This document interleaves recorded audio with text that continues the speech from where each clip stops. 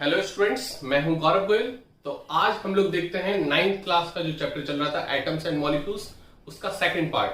अब पहले पार्ट में हमने ये देख लिया था हिस्ट्री, एटम्स कहां से नाम आया, क्या मतलब होता है एटम का, और कौन कौन फिलोसोफर थे जिसने एटम के बारे में सबसे पहले बताया था। हिंदी का नाम क्या होता है, एटम को हिंदी में बेसिकली क्या बोलते हैं, वो भी मैंने बता दिया था पिछले लेक्चर में। और मैंने पिछले लेक्चर में फिर बात की थी कि एटम्स कॉम्बाइन जो होते हैं उनमें लॉ क्या लगते हैं, ठीक है, रूल्स क्या लगते हैं। तो उनमें से रूल्स में से हमने दो रूल्स कवर किए थे जो कि 9th क्लास में आते हैं, लॉ ऑफ कंजर्वेशन ऑफ मास और लॉ ऑफ कांस्टेंट प्रोपोर्शन और लॉ ऑफ डेफिनेट प्रोपोर्शन, जिसको हम बोलते हैं। अब इस चीज के बाद पहली थ्योरी आई थी एटॉमिक थ्योरी, जो कि पहले साइंटिस्ट ने दी थी, और वो साइंटिस्ट का नाम है जॉन डाल्टन। जॉन डाल्टन ने 1808 में, अब 400 आप बोल सकते हो 400 बीसी से के बाद से देख लो 1800, मतलब 400 वो और 1800 ये, मतलब टोटल कितने हो गए 2200 साल बाद, लगभग 2200 साल बाद हमारी पहली एटॉमिक थ्योरी आई थी, जो कि जॉन डाल्टन ने दी थी। फर्स्ट एटॉमिक थ्योरी कब दी थी? in 1808 by John Dalton, John Dalton के द्वारा ये चीज बताई गई। फर्स्ट एटॉमिक थ्योरी आई, उन्होंने बताया एक्सपेरिमेंटली। ये पहले साइंटिस्ट थे जिन्होंने एटॉमिक थ्योरी दी थी, वो तो फिलोसफर्स थे जितने भी थे, ठीक है। ये पहले साइंटिस्ट थे जिन्होंने एटॉमिक थ्योरी दी थी, और उन्होंने उनके सारे पॉइंट्स को मर्ज ही किया यहां पर। इनकी एटॉमिक थ्योरी में उनके ही पॉइंट्स लगभग झलकेंगे जो कि फिलोसफर्स ने पहले बोले थे। तो अब यहां पर देख लेते हैं, फर्स्ट एटॉमिक थ्योरी 1808 में आई थी बाय जॉन डाल्टन। इसके कुछ पोस्टुलेट्स हैं। पोस्टुलेट्स क्या होते हैं? मेन पॉइंट और की पॉइंट को हम पोस्टुलेट्स बोलते हैं, जिसके बेसिस पे कोई थ्योरी पूरी बनी हुई होती है। तो उनके हम पोस्टुलेट्स देखेंगे कि बेसिकली इन्होंने एटम्स के बारे में इनकी धारणाएं क्या हैं, इन्होंने माना क्या है, और उस चीज को एक्सप्लेन करने की कोशिश की है इन्होंने, तो वो हम समझेंगे। पहला पॉइंट है matter is made up of small particles called atom. मतलब जो चीज मैंने आपको बताई थी कि मैटर जो है, पूरी दुनिया जो बनी हुई है मैटर की, उसका सबसे छोटा पार्टिकल क्या है? एटम है, जो कि जॉन डाल्टन ने अपनी एटॉमिक थ्योरी में बताया था। सेकंड पॉइंट है atoms can nether be created nor be destroyed. मतलब अगर एटम ना ही क्रिएट हो रहा ना डिस्ट्रॉय हो रहा, तो मतलब मास भी कंजर्व है और एनर्जी भी कंजर्व है और एटम भी कंजर्व है। मतलब जितना जब दुनिया बनी थी तब जितनी एनर्जी थी इस दुनिया की, उतनी ही एनर्जी अभी है। जितना मास पहले था उतना ही मास अभी है। जितने एटम्स पहले थे उतने ही एटम्स अभी हैं। मतलब atoms also conserved, mass also conserved, and energy also conserved. Atom can neither be created nor be destroyed. Mass can neither be created nor be destroyed. Energy can neither be created nor be destroyed.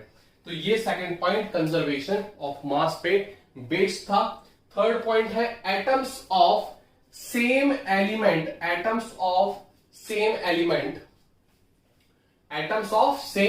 Have identical size, mass और property. अगर hydrogen का element है तो hydrogen में जितने भी hydrogen है वो सारे के सारे सेम साइज के होंगे, सेम मास होगा, सेम प्रॉपर्टीज होगी, चाहे वो फिजिकल प्रॉपर्टीज हो या फिर केमिकल प्रॉपर्टीज। बेसिकली यहां पर हम बात करेंगे केमिकल प्रॉपर्टीज की, क्योंकि फिजिकल प्रॉपर्टीज में वो अलग अलग भी हो जाते हैं फिजिकली, ठीक है। स्टेट वाइज अगर देखें तो यहां पर हम फिजिकल प्रॉपर्टीज नहीं, केमिकल प्रॉपर्टीज की बेसिकली बात करेंगे। फिजिकल प्रॉपर्टीज का मतलब वो लिक्विड स्टेट में है, गैसीय स्टेट में है, ठीक है। तो लेकिन अगर इनकी केमिकल रिएक्शन की जाए तो वो तो सेम चीज ही देगा। क्लियर? तो ये चीज हमने बात की है। क्लियर? तो यहां पर फिजिकल और केमिकल प्रॉपर्टीज बेसिकली होती क्या है? केमिकल प्रॉपर्टीज क्या होती है? दो टाइप की प्रॉपर्टीज होती है, फिजिकल और केमिकल। फिजिकल प्रॉपर्टी होती है हम फिजिकली उसको ऑब्जर्व करें, जैसे उसका कलर, उसका स्मेल, ठीक है, उसका बिहेवियर, मतलब बॉइलिंग पॉइंट, मेल्टिंग पॉइंट, ठीक है, कौन सी स्टेट है, गैसियस है, लिक्विड है, ठीक है। ये सारी चीज फिजिकल में आती है, ठीक है। कलर, टेस्ट, ऑर्डर मतलब स्मेल और boiling point, melting point, solubility, ये सारी चीजें हम फिजिकली ऑब्जर्व करते हैं, that is called physical properties. और जब उसकी रिएक्शन किसी अदर के साथ कराते हैं तो वो कैसे रिएक्ट करता है, क्या देता है, that property is called chemical property. वो हम केमिकली रिएक्ट करा रहे हैं, ये हम फिजिकली ऑब्जर्व कर रहे हैं। फिजिकली ऑब्जर्व करेंगे फिजिकल प्रॉपर्टी, केमिकली रिएक्ट करने के बाद जो चीज मिलेगी वो हम देखेंगे, that is called chemical properties. तो यहां पर केमिकल प्रॉपर्टीज सेम होगी, सेम एलिमेंट्स की, सेम साइज, सेम मास और same properties.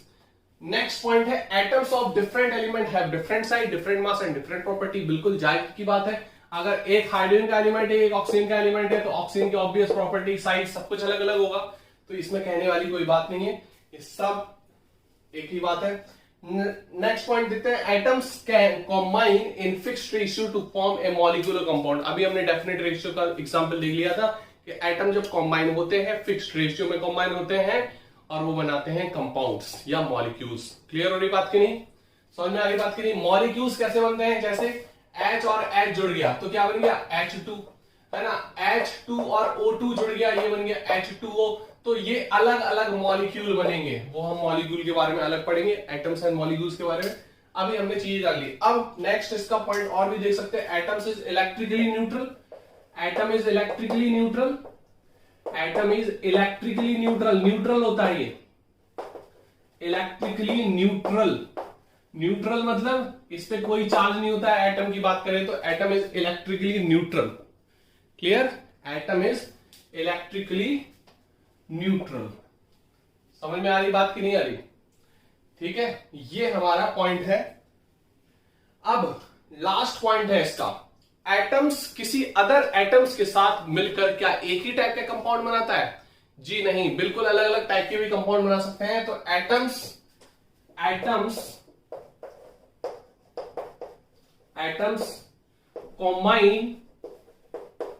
combine with atoms of different element, atoms of different element in a different ratio form compound, in different ratio form compound, यहीं पर लिख दे रहे form compound. Clear, अलग अलग compound देंगे,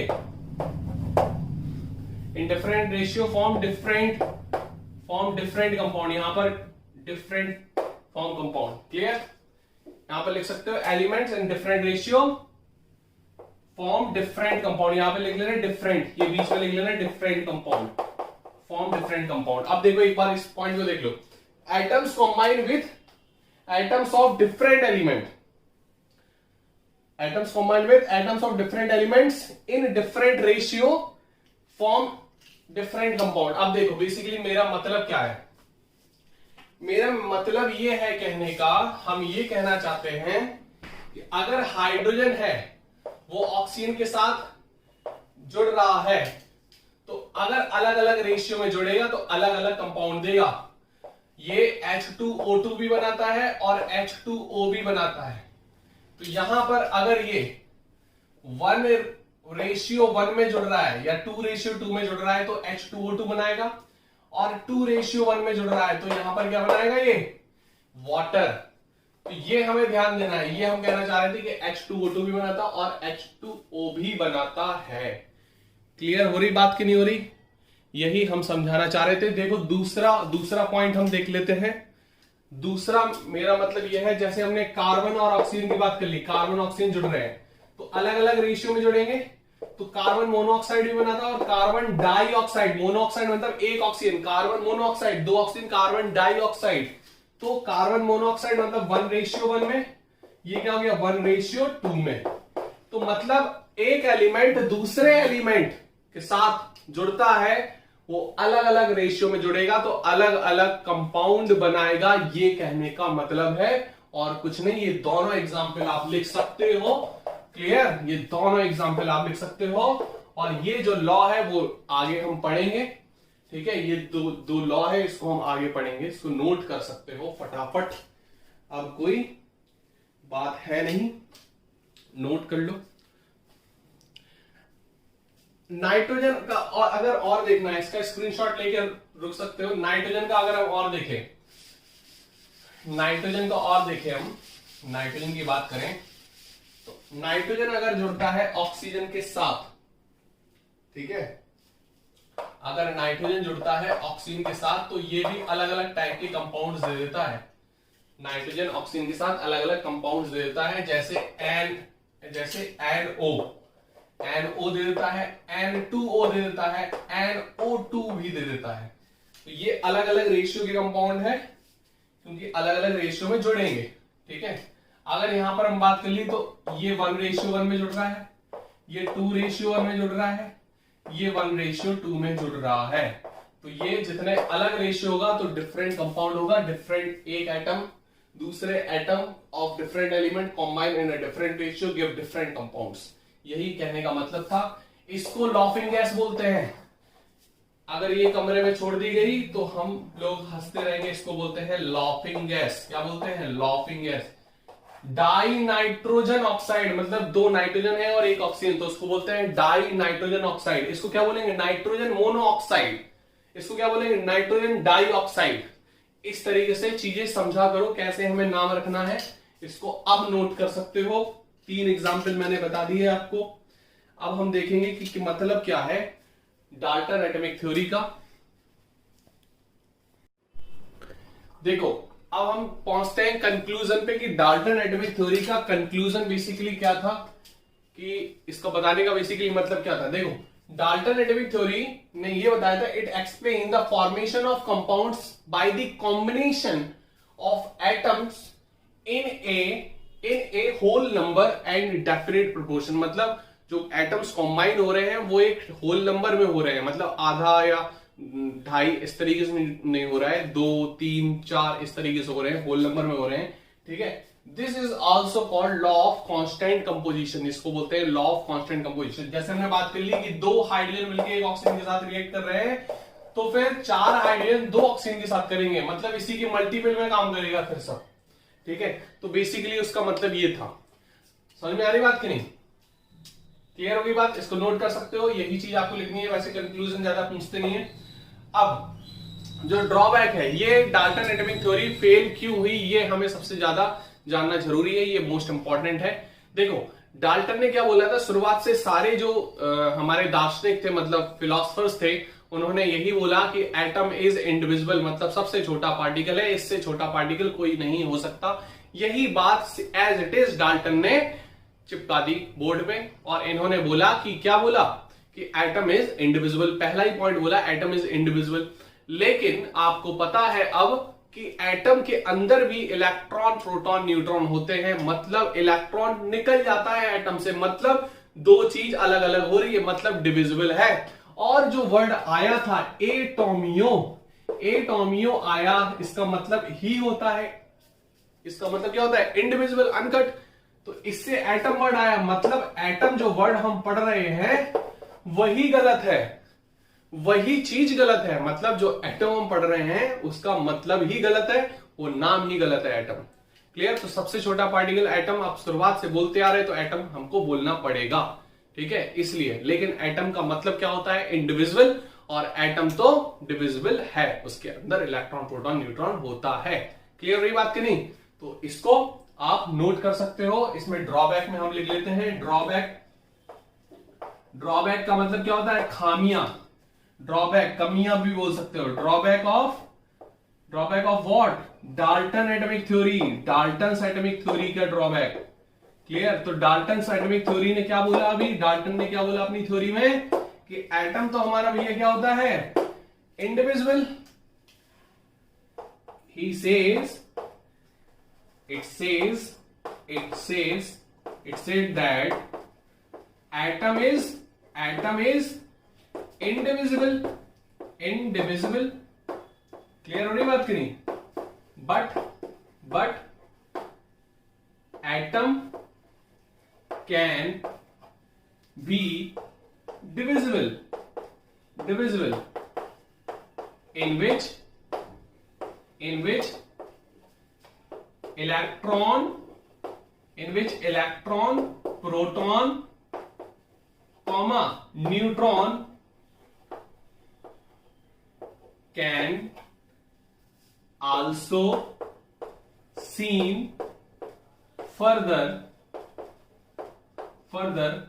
Dalton's theory के बाद ये देखा गया कि इसके अंदर तो इलेक्ट्रॉन प्रोटॉन न्यूट्रॉन भी होते हैं, तो ये चीज क्या हो गई, गलत हो गई। ये हमारा ड्रॉबैक है किसका, डाल्टन्स एटॉमिक थ्योरी का।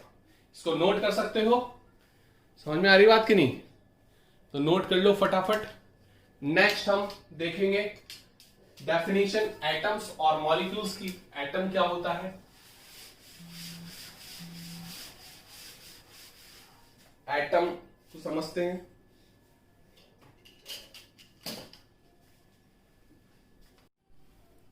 तो यहां पर हम देखते हैं एटम का मतलब क्या है, वो तो समझ चुके थे एटम का मतलब। हम देखते हैं एटम की डेफिनेशन कि इसको डिफाइन कैसे करेंगे। एटम के बारे में इतना सब कुछ जान लिया, लेकिन एटम को हम बताएंगे क्या, what is an atom. Atom को कैसे बताएंगे, atom is the smallest particle of matter. Matter को स्मॉलेस्ट पार्टिकल बोल सकते हैं, या एलिमेंट का स्मॉलेस्ट पार्टिकल। मतलब अगर आपके पास लोहा पड़ा है, ठीक है, वो प्योर लोहा है, मतलब उसमें आयरन का ही एटम है पूरा, तो उससे एक सबसे छोटा जो आयरन होगा वो आयरन का एटम कहलाएगा। हम सोने की बात करें, सोना मतलब गोल्ड, ठीक है, स्लीपिंग वाला सोना नहीं, जो गोल्ड है, गोल्ड का सबसे छोटा जो पार्टिकल उठाएंगे वो एटम कहलाएगा किसका, गोल्ड का। उसका सिंबल होता है AU, है ना। तो इसी तरीके से चांदी का सबसे छोटा पार्टिकल उठाएंगे, जो प्योरेस्ट फॉर्म में होते हैं, सेम एटम से मिलकर बनते हैं, उनको बोलते हैं एलिमेंट। और एलिमेंट का सबसे छोटा पार्ट एटम होता है, स्मॉलेस्ट। या फिर हम पूरे मैटर को भी, मैटर का भी सबसे स्मॉलेस्ट पार्ट, लेकिन मैटर में सभी एटम्स हो जाते हैं, एलिमेंट में केवल एक ही टाइप का एटम होता है, ठीक है। तो एलिमेंट को भी हम डिफाइन कर सकते हैं, combination of same type of atoms is called an element. तो उसका सबसे छोटा पार्टिकल क्या होगा, एटम होगा, ठीक है। मैटर में अलग अलग टाइप के भी एटम्स होते हैं, जैसे हम खुद मैटर है, तो इस हमारे अंदर सब कुछ है, कार्बन है, नाइट्रोजन है, ऑक्सीजन है, मैग्नीशियम है, कैल्शियम है, ठीक है, सोडियम है, बहुत सी चीजें हैं, ठीक है। तो वही चीज बोल रहे हैं कि हम हमारा सबसे छोटा पार्टिकल एटम नहीं कहलाएगा, वो सेल कहलाएगा। तो वही बोल रहे हैं, तो हम एलिमेंट को सबसे छोटा पार्टिकल बोल सकते हैं, या फिर जो मैटर है उसको फिर फाइनेस्ट फॉर्म में जाओ, सेल भी अंदर तक जाओ, ऑर्गेनल्स किससे बना है, मॉलिक्यूल्स किससे बने, एटम से। तो हम इतना माइक्रोस्कोपिक वे में जाएंगे तब हमें एटम बोल सकते हैं। Atom is the smallest unit of matter, और एन एलिमेंट ये बोल सकते हैं। तो यहां पर एलिमेंट कहना ज्यादा सही होगा। An element is the smallest particle an atom is the smallest particle of an element. Element का सबसे छोटा जो पार्टिकल होता है उसको हम क्या बोल देते हैं, एटम बोल देते हैं। क्लियर। और मैटर का भी बोल सकते हैं, मैटर का भी स्मॉलेस्ट पार्टिकल, अगर एलिमेंट याद नहीं आ रहा तो मैटर भी बोल सकते हैं, लेकिन एलिमेंट ज्यादा क्लियर रहेगा। तो atom is the smallest particle of an element. Clear, बस खत्म। Which can take participate in a chemical reaction, जो कि केमिकल रिएक्शन में पार्टिसिपेट करता है। केमिकल रिएक्शन में पार्टिसिपेट करता है ना, तो carbon plus oxygen gives CO2, ठीक है। तो ये देखो केमिकल रिएक्शन में पार्टिसिपेट कर रहा है, it takes in participate in chemical reaction. अब इसके कुछ पॉइंट्स हैं, इंपॉर्टेंट पॉइंट्स, उसको हम थोड़ा समझ लेते हैं, ठीक है। पहला पॉइंट क्या बोलता है, all atom of an given element are same. मतलब जो एलिमेंट है उसके तो सारे एटम सेम होंगे। अगर गोल्ड है, गोल्ड में जितने भी गोल्ड के एटम्स हैं वो सब सेम होंगे, सारे एटम सेम होंगे, ठीक है। अगर डायमंड है, डायमंड प्योर कार्बन से बना होता है, तो उसमें सारे कार्बन एटम सेम होंगे।